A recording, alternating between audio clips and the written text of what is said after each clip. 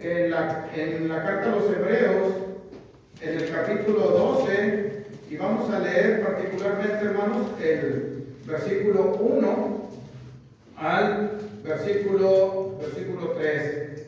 Como es una clase, están viendo esta clase, si alguien durante la clase desea tomar participación, tiene toda la libertad, solamente indíquelo y con mucho gusto abrimos el espacio para que usted pueda tener comentario con respecto a lo que estamos estudiando, siempre enfocado hacia lo que estamos estudiando para no salirnos del tema, hermano. Hebreos capítulo 12, versículo 1 al versículo 3. Dice la Escritura, hermano: por tanto, nosotros también, teniendo en derredor nuestra tan grande nube de testigos, despojémonos de todo peso y del pecado que nos asedia, y corramos con paciencia la carrera que tenemos por delante, puestos los ojos en Jesús, el autor y consumador de la fe, el cual por el gozo puesto delante de él sufrió la cruz, menospreciando el oprobio, se sentó a la diestra del trono de Dios. Considerad a aquel que sufrió tal contradicción de pecadores contra sí mismo, para que vuestro ánimo no se canse hasta desmayar. La carta a los Hebreos, hermanos, según el capítulo 13, la carta a los Hebreos es una carta exhortativa, ¿sí? De carácter exhortativo. Hebreos capítulo 13, versículo 22. El escritor a los Hebreos dice que les ha escrito brevemente, pero que soporte la palabra de exhortación que les ha dado. Y es que los hermanos a quien se les escribe esta carta necesitaban realmente, hermanos, una invitación a través de argumentos bíblicos para que no dejaran de su intensidad del servicio del Señor y para que no se desviaran, porque era una iglesia, eran unos hermanos que iban camino a la apostasía, hermanos. Y esa apostasía no era el resultado más que de pronto amargura. Recuerden el capítulo 12 y luego en el versículo 15 dice: mirad que no sé que alguno deje alcanzar la gracia de Dios, que brotando alguna raíz de amargura os estorbe y por ella muchos sean contaminados. Entonces, a veces no solamente es la falsa doctrina, hermanos, a veces no solamente son las dificultades que tenemos como cristianos, sino que a veces eso cala en el ánimo de nosotros y resulta que nos volvemos amargados, hermano. Nos volvemos amargados, o sea, y cuando hablamos de nos volvemos amargados es decir que nada nos acomoda, hermanos, nada nos da placer, nada nos da gozo en nuestro servicio a Dios. Por eso estos hermanos tenían un problema y era un problema grande, hermano. Era un problema grande. Entonces el escritor de los Hebreos les va a exhortar para que ellos no pierdan su enfoque. Un tren cuando se descarrila, hermanos, sufre grandes daños porque se sale de los rieles, de las vías que lo llevan de manera correcta hacia el destino correcto. Un avión cuando se despista es porque pierde la pista, hermanos, y puede sufrir algún accidente bastante grave. Cuando nosotros dejamos de perder el enfoque, cuando dejamos de ver y poner nuestra mirada en Cristo, hermanos, también nos podemos despistar, nos podemos descarrilar en nuestra fe. Por eso el escritor de los Hebreos les dice que tenemos una carrera por delante. Es decir, hay una meta que debemos tener siempre delante de nosotros, hermanos. Y para llegar a esa meta es importante que sigamos pedaleándole, porque alguien dice que la vida cristiana y la vida en general, hermano, es como andar en bicicleta. El día que dejas de pedalear, te caes. Igual, cuando nosotros en nuestra vida cristiana dejamos de trabajar, hermano, dejamos de hacer las cosas de Dios, nos vamos enfriando, nos vamos amargando, nos debilitamos y entonces dejamos que las manos se caigan y que las rodillas se paralicen y se acabó. Va a ser difícil. El escritor luego les dice, porque es imposible que los que una vez gustaron, ¿verdad?, la gracia de Dios y de los poderes del siglo venidero sean restaurados otra vez para salvación. Entonces es interesante que mantengamos nuestro enfoque en el Señor Jesucristo, hermano. Y cuando hablamos de mantenernos enfocados, este es un principio de mantener la mirada en Cristo, es un principio bíblico, hermano. Es un principio bíblico. Mire, vamos a Colosenses capítulo 3, versículo 1 al versículo 3. Si alguien lo quiere leer con toda libertad, incluso si quiere comentar, hermano, la importancia de mantenernos enfocados, en nuestra meta que tenemos por delante, hermano, que es terminar esa carrera que hemos iniciado, esa carrera hacia la vida eterna, hermano, en Cristo. ¿Qué dice Colosenses 3, 1 al 3, hermano? Si pues habéis resucitado con Cristo, buscad las cosas de arriba, donde está Cristo sentado a la diestra de Dios. Poned la mirada en las cosas de arriba, no en las de la tierra, porque habéis muerto y vuestra vida está escondida con Cristo en Dios. Muy bien, entonces ahí está el principio de mantenernos correctamente enfocados, hermano, en nuestra meta que tenemos por delante, en esa carrera que tenemos por delante. Dice por ahí que un concursante sea de un evento de ciclista, de automovilístico o de alguna carrera, hermano, lo menos que debe perder de vista es la meta.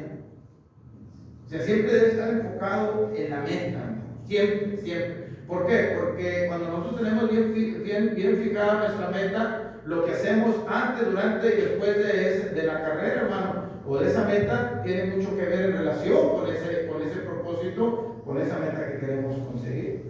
Por eso el apóstol Pablo a los Colosenses dice, si puedes haber resucitado con Cristo. Y esto no es que Pablo esté poniendo en tela de juicio si los hermanos habían o no resucitado, sino es la conclusión de lo que viene diciendo en el capítulo 2. O sea, ustedes ya resucitaron con Cristo, y ahora tienen un propósito, ahora tienen una meta, ahora tienen que mantenerse enfocados. Si puedes haber resucitado con Cristo, poner la mira en las cosas de arriba. Y poner la mira es poner la mente, hermano.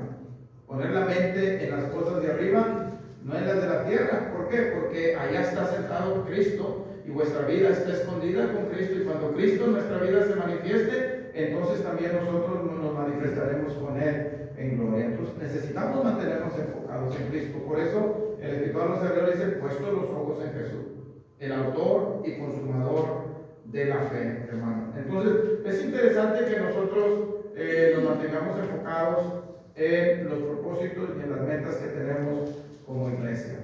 Y Dios nos enseña, hermano. Dios nos enseña que Él es un Dios de propósito. Dios es un Dios de propósito. Dios es un Dios que se ha fijado metas. Él desde la eternidad, Él tuvo un propósito eterno en Cristo Jesús.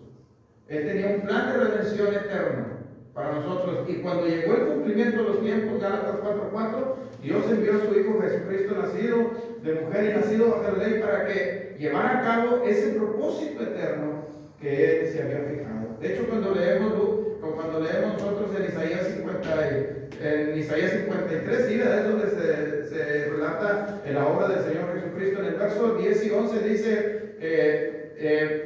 verá el fruto de la aflicción de su alma y quedará satisfecho. O sea, el fruto de la aflicción del alma de Cristo es usted y yo en la iglesia gozando de todas las bendiciones que el Evangelio trae para cada uno de nosotros. Y Él lo logró.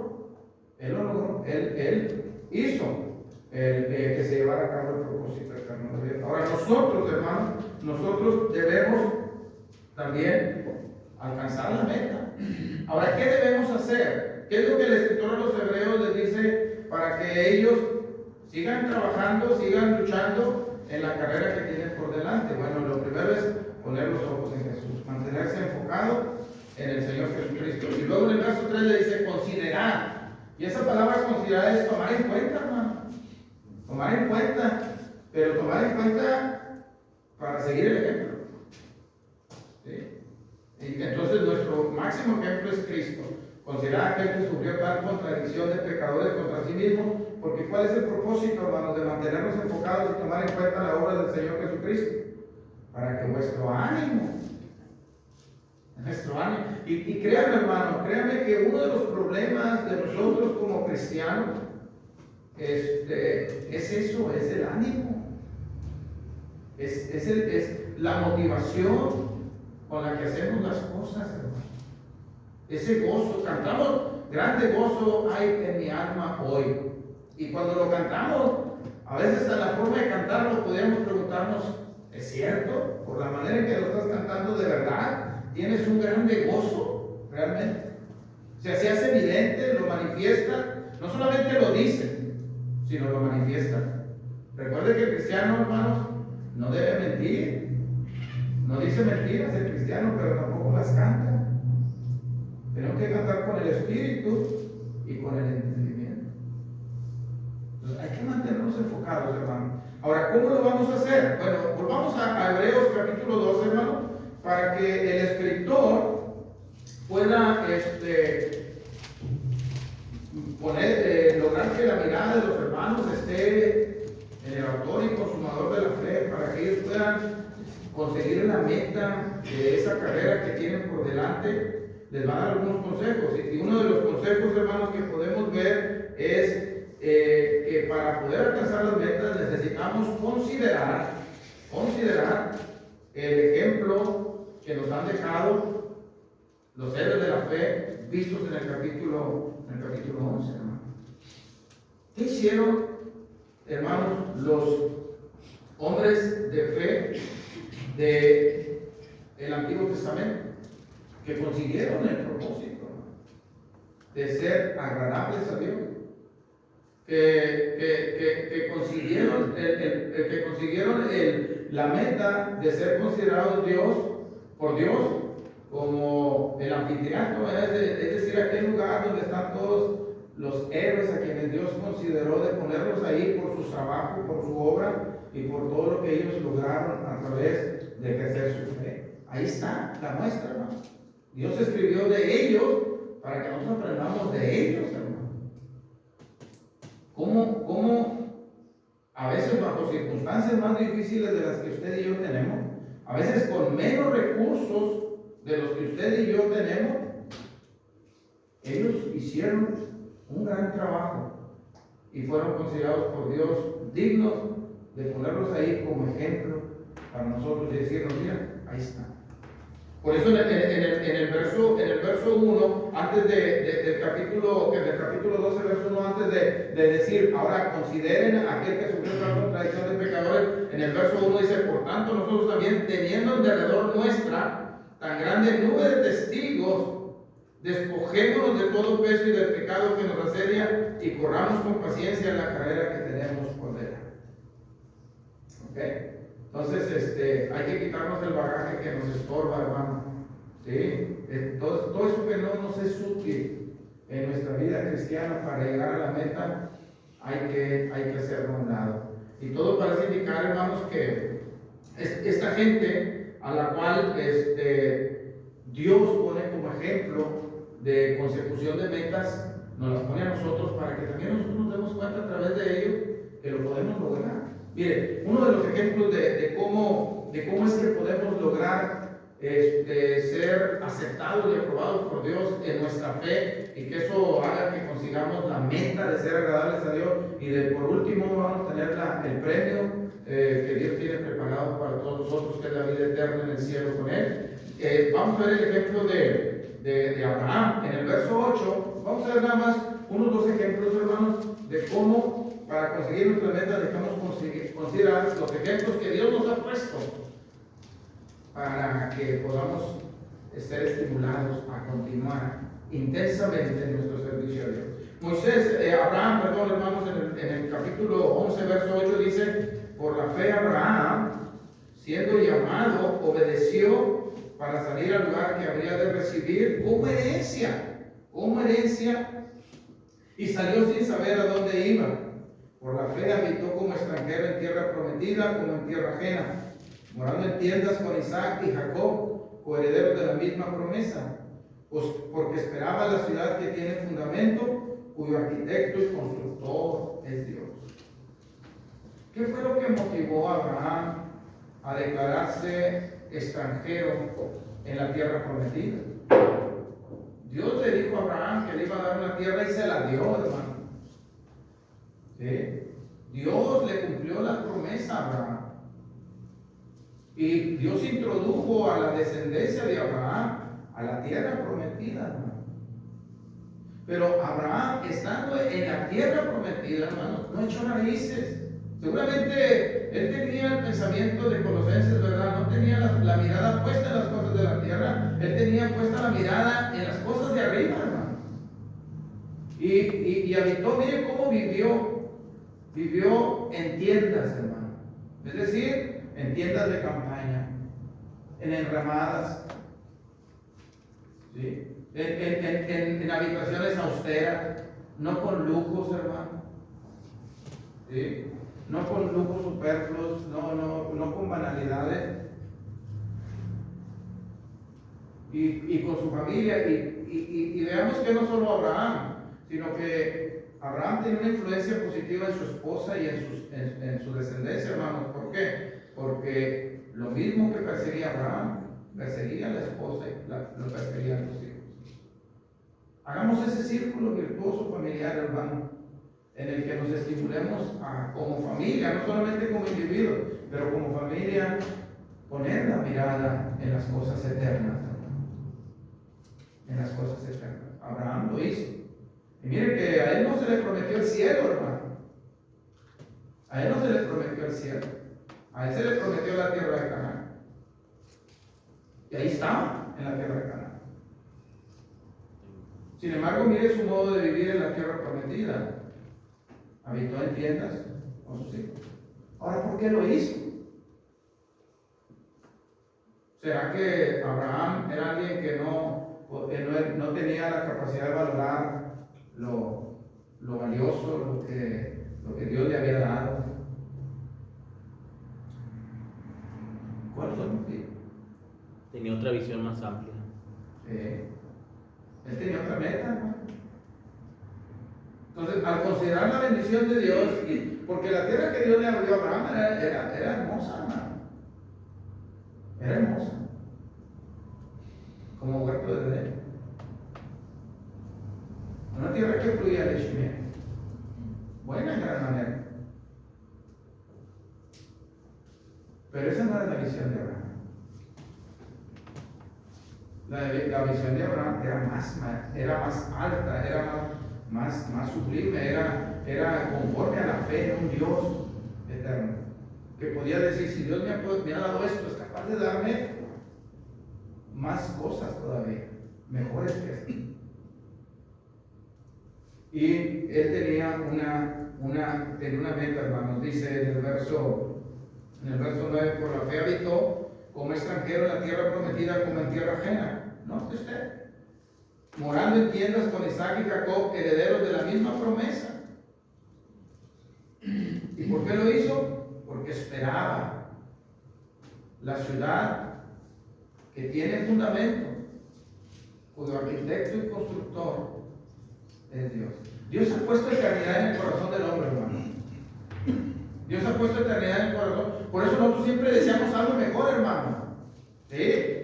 Por eso, como seres humanos, en esta vida siempre estamos buscando la mejora continua y es bueno. Eso es genuino, hermano, no está mal. Pero Dios ha puesto eternidad en el corazón de nosotros, en el ser humano, porque el ser humano siempre va a aspirar a algo que no ha visto, que no tiene, algo que le va a satisfacer más de lo que tiene hasta el momento, hermano. Siempre. Y yo no sé si Abraham por eso, aunque dice, específicamente dice que por su fe. Y recuerde que la fe es la certeza de lo que se espera y la convicción de lo que no se ve. Hebreos 11:6. ¿Sí? Certeza, convicción. De lo que no tienes, de lo que no ves. Pero que lo esperas. Porque alguien te lo prometió. Y porque ese que te lo prometió es fiel. Porque no es hombre para que mienta, ni hijo de hombre para que se arrepienta. Él dijo y lo va a hacer, ¿no? Él dijo y lo va a hacer. Y Abraham esperaba una ciudad, pero no como en la que estaba, diferente. Una ciudad que tiene fundamentos. Una ciudad que tiene fundamentos. ¿Y qué significa eso, hermanos? Que Abraham esperaba una ciudad que tenía fundamentos. Estaba pensando en la eternidad, Una ciudad divina, una ciudad eterna. Y no tenía mucha información de esa ciudad. Nosotros tenemos ventajas sobre Abraham, porque nosotros tenemos mucha información. Nuestra ciudadanía está en los cielos, donde esperamos al Salvador, al Señor Jesucristo, el cual transformará el cuerpo de la humillación nuestra para que sea semejante al cuerpo de la gloria suya. Filipenses capítulo 3, 20, 19, 20. Tenemos todo el libro de Apocalipsis, hermano. Nos hablan de una patria celestial, y nos habla, en Romanos 8 dice que el que no escatimó a su propio Hijo, ¿cómo no nos dará con él las demás cosas? Y no son cosas que vamos a adivinar qué son o que vamos a descubrir, hermanos. Cuando dice que el que no escatimó ni a su propio Hijo, hermanos, ¿cómo no nos dará con él todas las demás cosas? Es decir, todas las provisiones del Evangelio, por el hecho de estar en Cristo, ya son nuestras, hermanos. Ya Dios nos las ha dado. Nos ha bendecido con toda bendición espiritual en los lugares celestiales en Cristo. Tenemos todas las riquezas de Dios para nosotros por el simple hecho de estar en Cristo, hermano. Tenemos ventaja. Tenemos que conseguir eso. Tenemos que trabajar en eso. Abraham lo hizo pensando en una ciudad estable, firme, que no iba a ser afectada por el tiempo ni por las circunstancias. No sé si él haya dicho eterno, pero él pensaba en algo mejor que lo que tenía, aun cuando lo que tenía era bueno, muy bueno. Además dice que tiene fundamentos, cuyo arquitecto y constructor es Dios. Entonces yo veo en la mente de Abraham, viendo en su idea de una cosa mejor, veo a Dios, veo en Abraham, en su mentalidad, Abraham está viendo un Dios que está trabajando para él. Y lo está viendo como un constructor. ¿Sí? Lo está viendo como un constructor, como un arquitecto primero, como alguien que diseña y luego efectúa la obra. ¿Sí? Como alguien que hace los planos y trabaja en la realización de esos planos. Así ve Abraham a Dios en favor de él, hermano. En favor de él. Entonces, Dios, ahora nosotros podemos ver, ¿verdad? Como lo predicamos allá en Edimburgo la semana pasada, hermano. Nosotros podemos ver que Dios diseñó un plan eterno de redención. Y Él, por su buena voluntad y por su placer, lo llevó a cabo y reunió todas las cosas en Cristo. Y ahora, cuando nosotros estamos en Cristo, tenemos todas esas bendiciones que Dios reunió en Cristo. Y que en Cristo, hermanos, que es la cabeza, Él lo puso como la cabeza de la iglesia. Y Él es la cabeza del cuerpo. Entonces, Él nutre el cuerpo, Él sostiene el cuerpo, Él ve por el cuerpo. Veamos ese Dios bueno, buscando la excelencia para nosotros, para que nosotros pongamos nuestra mirada en Él, consigamos nuestras metas. Nada de lo que tenemos aquí, hermanos, es comparado con lo que Dios nos ha dado en Cristo. Nada. Por eso el apóstol Pablo, hermanos, trabajó mucho en ello. Mire, el apóstol Pablo no cierre completamente su Hebreos 11, pero vamos a 1 Corintios en el capítulo 9. El apóstol Pablo, hermanos, hacía un esfuerzo, no porque quisiera ganarlo por su propio esfuerzo, sino que él tenía una motivación que es esta meta que tenía por delante. En el capítulo 9 de 1 Corintios, en el verso 24 dice: ¿no sabéis que los que corren en el estadio, todos a la verdad corren, pero uno solo se lleva el premio? Correr, pero correr de la manera correcta, dice Pablo. Correr de tal manera que obtengas ese premio. Luego dice el verso 25: todo aquel que lucha de todo se abstiene, ellos a la verdad, para recibir una corona incorruptible, pero nosotros una incorruptible. ¿Y cuál era su reacción de Pablo? Así que yo, dice el verso 26, de esta manera corro, no como la aventura, de esta manera peleo, pero no como quien golpea al aire, sino golpeo mi cuerpo y lo pongo en servidumbre, no sea que habiendo sido heraldo para otros, yo mismo venga a ser eliminado. Hoy tuve un tiempo de no mucho trabajo y me estaba preparando con respecto al liderazgo, porque qué tal si Paco se le poncha a la gente y no llega, yo quiero ir allá, y si los hermanos no se quedan sin clase, no. Y me encantó un pasaje que vi en 1 Corintios 15:10, hermano, cuando el apóstol Pablo dice: yo he trabajado más que todos, pero me encantó la expresión que dice: pero no yo, sino la gracia de Dios conmigo. Qué interesante esa expresión, hermano. Es decir, las riquezas de la gracia de Dios están dispuestas para nosotros, pero depende de nosotros. Es una combinación de la gracia con mi ánimo, con mi deseo de hacer las cosas, con mi preparación, con mi dedicación, mi disposición para hacer las cosas. Y es lo que está diciendo Pablo aquí. Yo de esta manera peleo. No solamente sugiere cómo pelear, él dice: yo así peleo. ¿Sí? Y pongo mi cuerpo en servidumbre. No sea que habiéndoles predicado a otros, siendo mensajeros del evangelio para otros, se salven y yo venga a ser eliminado. Alcancen la meta y yo no la alcance. Entonces es interesante, hermano. No yo, sino la gracia de Dios conmigo. Incluso él después dice que no recibamos en vano la gracia de Dios, hermano. Y la gracia de Dios significa, la palabra gracia según el contexto puede significar el don de Dios, ¿verdad?, en la salvación, pero también significa muchas veces la gracia es la capacidad y el poder que Dios nos da para hacer cosas que por nosotros mismos no podríamos hacer, pero motivados por su gracia, apoyados en su bondad, en su poder, empoderados con el evangelio, con la palabra poderosa de verdad, podemos lograr, hermano. Sí lo podemos lograr. No diga que no. No diga que está enfermo, no diga que está viejo, no diga que no tiene tiempo. Sí tenemos, hermano. Sí tenemos. Tenemos dinero, sí tenemos. Tal vez no mucho, o no como otros, pero sí tenemos. Podemos invertir a la evangelización, podemos invertir en la obra del Señor. Tenemos capacidades, hermano.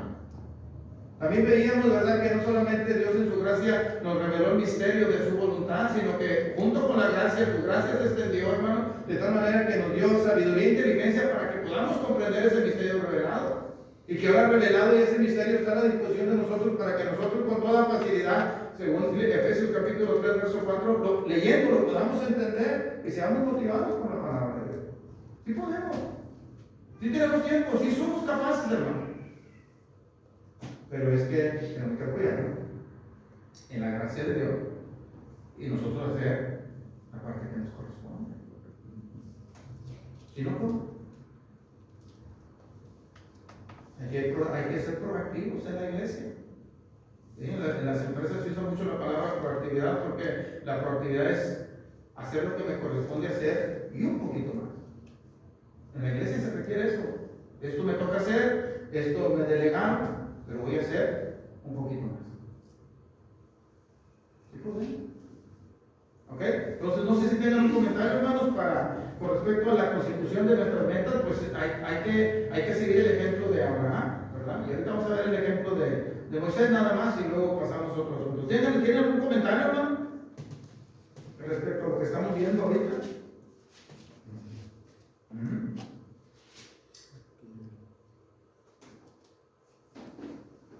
Solamente, hermano, considerar que tenemos que tener el enfoque bien claro, la dirección bien clara, porque Abraham se pudo ver conformado, decir, bueno, yo ya obtuve lo que Dios me prometió, porque a fin de cuentas le había prometido esa tierra, pero Abraham no se limitó, sino que pensó en algo mejor todavía. O sea, no se conformó, a pesar de que ya tenía la promesa de Dios en el momento, instantáneamente, no se conformó con eso, sino que estaba pensando en algo más.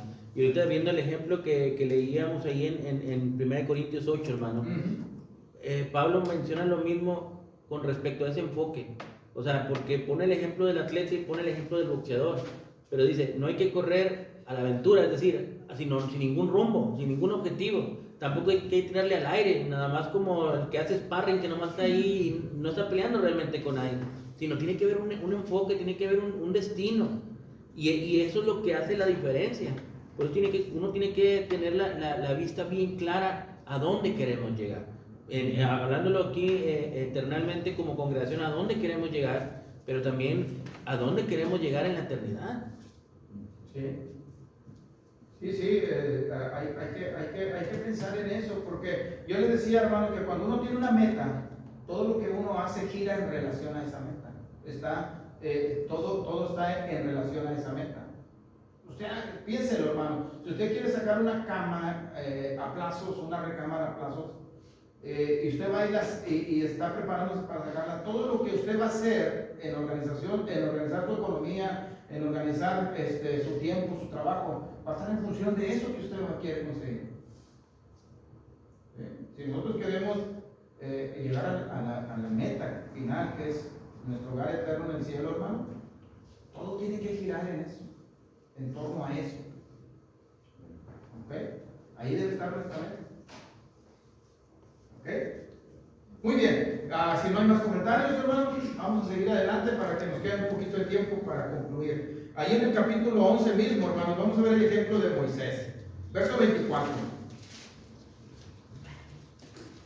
Por la fe Moisés, hecho ya grande, rehusó llamarse hijo de la hija de Faraón, escogiendo antes ser maltratado con el pueblo de Dios que gozar de los deleites temporales del pecado. Miren lo que hizo Moisés. Teniendo por mayores riquezas el vituperio de Cristo que los tesoros de los egipcios. ¿Por qué? Porque tenía puesta la mirada en el galardón. ¿Sí? Por la fe dejó Egipto, no temiendo la ira del rey. ¿Por qué? Porque se sostuvo como viendo al invisible. Entonces, Moisés despreció una vida, hermanos, de lujos, de placeres, de riquezas. Y que más negociante fue Moisés, porque dejó todo eso y prefirió los vituperios, hermano. ¿Sí? Prefirió gozar, escogió antes ser maltratado con el pueblo de Dios. Qué mal negocio, ¿verdad? De Moisés. Dejar las comodidades, las riquezas, todo lo que implica vivir, ser considerado como uno de la familia de Faraón, hermano, y decir, no, yo quiero ir a sufrir. ¿Quién toma esas decisiones? Pues solo alguien que tiene una visión diferente, hermano.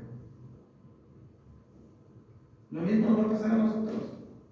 Nosotros no vamos a poder dejar las cosas de esta vida, hermanos, como la añadidura por el reino de Dios, si no tenemos esa visión. Va a ser casi imposible. ¿Sí? Si pensamos solo en lo terrenal, que fue lo que Pablo dijo. Cuando uno piensa en lo terrenal, ¿sabe quién es nuestro Dios? Nuestro vientre, que termina siendo nuestra vergüenza. Pero cuando no tenemos las cosas, la mente, las cosas de arriba, nuestro Dios va a ser Dios y el resultado va a ser nuestra gloria. Nuestra gloria. Tenemos que poner en balanza eso. ¿Sí? Ahora, ¿por qué lo hizo? Dando razones. O sea, no era porque era un superhombre, sino por su mentalidad. Su mentalidad, hermano, en las cosas de Dios. Como un hombre de Dios, como una mujer de Dios. Dice, las razones son en el verso el 26 dice, porque tenía puesta la mirada en el galardón, en el premio, en la condecoración divina. Cuando Dios le iba a dar el premio. Y lo mismo dice Pablo, ¿verdad? En 2 Timoteo capítulo 4, verso 8 dice, he acabado la carrera, he guardado la fe. Por lo demás me está guardada la corona de justicia y galardón, el cual me dará aquel día el juez justo. Y no solamente a mí, sino a todos los que aman su venida. Esa debe ser nuestra mentalidad. Luego el otra razón dice, porque se sostuvo como viendo al invisible. Fíjese, hermano, cuando nosotros tenemos nuestra mente, una mente espiritual motivada por la palabra de Dios, vemos lo que nadie ve, o lo que otras personas no pueden ver. ¿Y saben por qué, hermano? Porque Pablo lo dijo, él oraba por los Efesios en el capítulo 1 y en el verso 15 en adelante, y Pablo, la oración de Pablo era, ¿cómo deberían de cambiar nuestras oraciones? Y a veces pienso solo, hermano, digo, ¿por qué los hermanos que dirigen la oración no copian las oraciones de Pablo para pedir lo que Pablo pedía por la iglesia? Y Pablo pedía en el verso 8 del capítulo 1 de Efesios que Dios abra los ojos de vuestro entendimiento. ¿Sí? Que Dios abra los ojos de vuestro entendimiento. ¿Para qué, hermano? Para que podamos ser capaces de comprender las riquezas del propósito eterno de Dios, que es el Evangelio. Podamos ver. Alguien decía que el Señor Jesucristo dice en Mateo capítulo 6 que la lámpara del cuerpo es el ojo. Y si todo nuestro ojo es bueno, nuestro cuerpo también. Pero si nuestro ojo es malo, nuestro cuerpo también. Bueno, así lo que el ojo es al cuerpo, hermano, el entendimiento es al alma. Como yo entienda las cosas de Dios, es mi espiritualidad, es mi relación con Dios, es mi reacción a las cosas divinas, es mi motivación diaria para hacer las cosas de Dios, diario. Y hermanos, estos hicieron y nos dejan un ejemplo para que nosotros busquemos como ellos la meta. Miren las palabras que dice Dios de esta gente, hermano. Verso 13 del 11. Y luego pasamos ya al otro asunto. Conforme a la fe murieron todos estos sin haber recibido lo prometido. Miren, hermano, sino mirándolo de lejos y creyéndolo y saludándolo, y además declarando que eran extranjeros y peregrinos sobre la tierra. Verso 14, porque los que de esto dicen claramente dan a entender que buscaban una patria.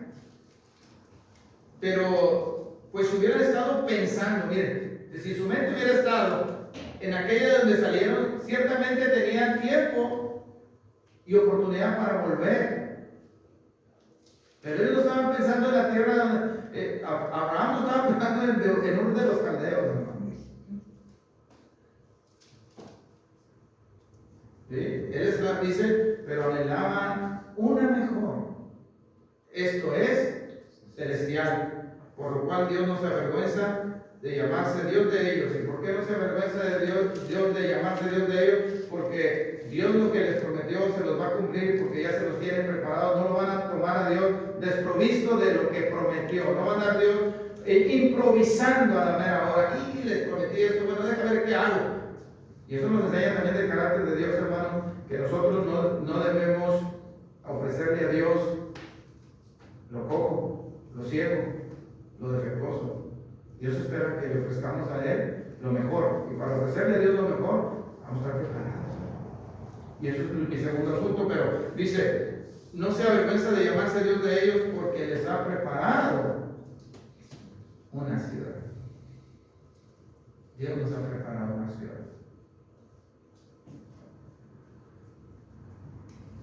Ahora, para conseguir las metas, hermanos, no solamente hay que seguir hay que poner nuestra mirada en los ejemplos a seguir, sino también se requiere preparación, hermano. Necesitamos estar preparados. Ya porque lo decía ahorita cuando vimos allá en 1 Corintios 9, el que lucha de todo se abstiene. De todo se abstiene, pero para recibir una corona corruptible, pero nosotros debemos también de abstenernos de muchas cosas, hermanos, para que consigamos ese premio celestial, hermano. Necesitamos estar preparados. Por eso, en el capítulo 6 de Hebreos, hermano, en el capítulo 6 de Hebreos, el escritor de los Hebreos les hace un llamamiento a sus hermanos que están dejando su intensidad, porque en el capítulo 10, si usted lo lee, hermano, dice que los elogia, ¿verdad? Que cuando ellos comenzaron su vida cristiana, el despojo de sus bienes los sufrieron con gozo, sabiendo que tenían en ellos una mejor y perdurable herencia en los cielos. Pero después perdieron esa intensidad. En el capítulo 6 dice el verso 1, por tanto, dejando ya los rudimentos de la doctrina de Cristo, vamos adelante a la perfección, no echando otra vez el fundamento de el arrepentimiento de obras muertas, de la fe en Dios, de la doctrina de bautismo, de la imposición de manos, de la resurrección de los muertos y del juicio eterno. Y esto haremos si Dios en verdad lo permite. Hay que seguir preparándonos, hay que aceptar el llamado, hermanos, el reto de ir a la perfección. Y no habla de la perfección moral, hermanos, habla de la perfección en cuanto a madurez. Por eso en el capítulo 5 ya les habló de eso. En el capítulo 5 y en el verso 11 acerca de esto tenemos mucho que decir y difícil de explicar, por cuanto os habéis hecho tardos para oír, porque debiendo ser ya maestros tenéis necesidad de que se les vuelva a enseñar cuáles son los primeros rudimentos de la doctrina de Cristo. Y habéis llegado a ser tales que tenéis necesidad de leche y no de alimento sólido. Pero porque todo aquel dice que participa de leche es inexperto en la palabra de justicia, porque es niño, pero el alimento sólido es para los que han alcanzado madurez. Ahí está, a la perfección. Para los que han alcanzado madurez. ¿Y quiénes son los maduros? ¿Cómo se puede saber quién es maduro espiritualmente? Bueno, pues es aquel hermano que no necesita de un guardia, que no necesita lo que un drogadicto, una paz, ¿verdad? Alguien que esté apoyándolo. No, él es el autosuficiente y ya lo puede hacer, porque tiene ejercitados los sentidos en el discernimiento del bien y demás. Sabe perfectamente qué hacer y qué no hacer. Es una persona madura. Por eso el escritor dice, bueno, alcancemos esta madurez, vamos adelante, ya dejemos los principios de la doctrina de Cristo, y no porque no sean importantes, porque después dice el escritor, y esto lo vamos a hacer, les volvemos a recordar, si Dios lo permite, pero ya es tiempo de que ya dejemos eso. Y verso 11 y 12, con eso concluyo, hermano. Hay más que decir, pero no lo digo por presunción, pero el tiempo siempre hay que respetarlo, porque tienen un horario largo ustedes hoy. Verso 10 y al 12. Porque Dios no es injusto para olvidar vuestra obra y el trabajo de amor que habéis mostrado hacia su nombre, habiendo servido a los santos y sirviéndoles aún. Pero deseamos que cada uno de vosotros muestre la misma solicitud hasta el fin, para plena certeza de la esperanza. Verso 12. A fin de que no os hagáis perezosos, sino imitadores de aquellos que por la fe y la paciencia heredan las promesas. Y cuando usted lea los 13 capítulos de Hebreos, hermanos, y cuando usted diga, me siento desanimado, déjeme decirle que es la culpa suya. A veces nosotros decimos, me siento desanimado y queremos culpar a los hermanos porque no me han visitado, porque no he sentido el apoyo de ellos. No, hermanos, si usted se siente desanimado, si usted ya ha perdido la intensidad en el servicio a Dios, es su culpa. Y además es una culpa voluntaria, porque el escritor a los Hebreos varias veces les dice, ustedes decidieron hacerlo. Ustedes decidieron hacerlo. Por eso le dice, a fin de que no se hagan ustedes perezosos. O sea, uno se hace perezoso, no nació perezoso. Las circunstancias no lo hacen uno perezoso. Uno decide hacer perezoso o no. Y estaba leyendo algo de los perezosos, unos animalitos, hermano. Son tan perezosos que su digestión puede durar hasta un mes y medio. Imagínense.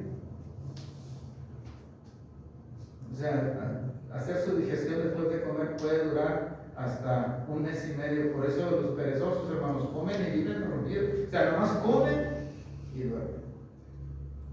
En la iglesia no hay lugar para los que comen y se duermen. Es para aquellos que se alimentan, para estar fortalecidos, ceñir los lomos de su entendimiento y esperar por completo la gracia que se les traerá cuando Jesucristo sea manifestado. Como hijos obedientes, no os conforméis a este siglo. No os conforméis a los deseos que también estando en nuestra ignorancia.